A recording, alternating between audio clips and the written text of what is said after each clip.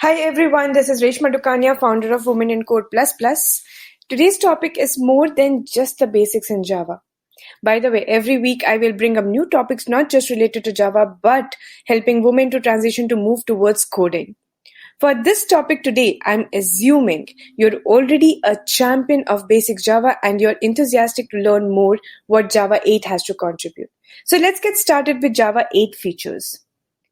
Java 8 help us to get rid of traditional legacy Java code, get away from null pointer issues, and to avoid any confusion created because of nested if-else conditions.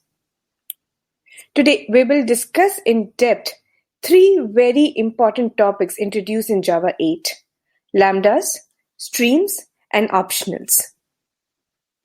Before getting introduced to lambdas, streams, and optional, it's important to learn what is functional programming. So let's now get deep dive into what more than Java has to contribute.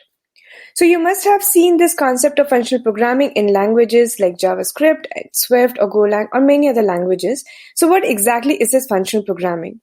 So you can see it is like pure function, immutable state, assignment-less programming, and it's a declarative style of programming rather than imperative style. I know I have used a lot of complicated words here, like immutable, assignment-less, declarative, imperative, but what exactly these are? So with an example in the next slide, imperative style versus declarative style, we'll dig into to see exactly what those are.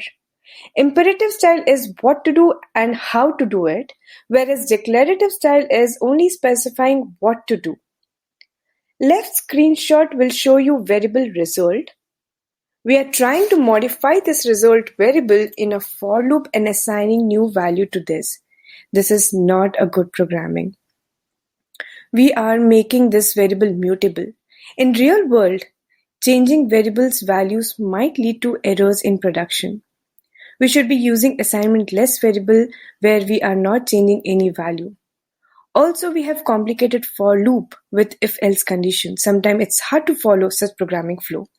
This is what imperative style looks like. We are commanding the program on how to do it. Now let's see the declarative style of programming. As you can see, we have one line where we are not changing any value. And also at the same time, we are not telling the program on how to compute the result. We are just telling the program what to do and not how to do. So this is what we are actually trying to see, what all topics we have for the Java 8, and also trying to get familiar with basics of Java 8, which starts with functional programming. Now let's get started with three important topics that I had mentioned before. It's like lambdas, streams, and options. So let's start with lambdas. Again, if you have done JavaScript, Swift, or any other functional programming languages, then you would have been introduced to functional interface. So what exactly is this functional interface? So it's an interface with a single abstract method, and it implements abstract function and functional interfaces. It enables to treat functionality as a method, argument, or code as data.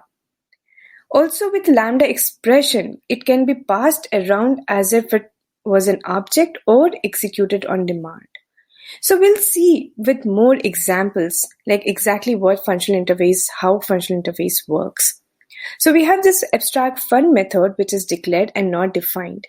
If we want to define any other method inside functional interface, then we have to define that method with a body, like how normal fun method is defined with a body. So we are using this default keyword, and since normal fun is not an abstract method, so we are defining the definition here as well. On the right screenshot, you can see how we have used abstract method of functional interface. We define the body of this abstract method using Lambda expression, and then f object is used to call this abstract method, which in turn execute the Lambda expression. So we'll go deep into how the syntax of Lambda expression looks like. So here, the first comes is the parameter, and then with a little arrow sign followed by the method body where you write the logic. Now these parameters can be a 0 parameter, 1 or multiple parameter depending on what your use case looks like. You can also see all the examples here. If you have more than one line of Lambda expressions, then you can use curly braces like how it's shown here. But this is example of Lambda preferred over local anonymous class. So here, in this example, this a plus b is passed as a parameter, and a plus b is what the Lambda expression looks like. Earlier, we used to have the same logic defined and implemented using anonymous body, which we have to override and then define the method, which is now can be achieved one line of code using Lambda expression. So that's it for Lambda. In my following videos, we will learn about streams and optionals. For now, I'll try to keep this video short.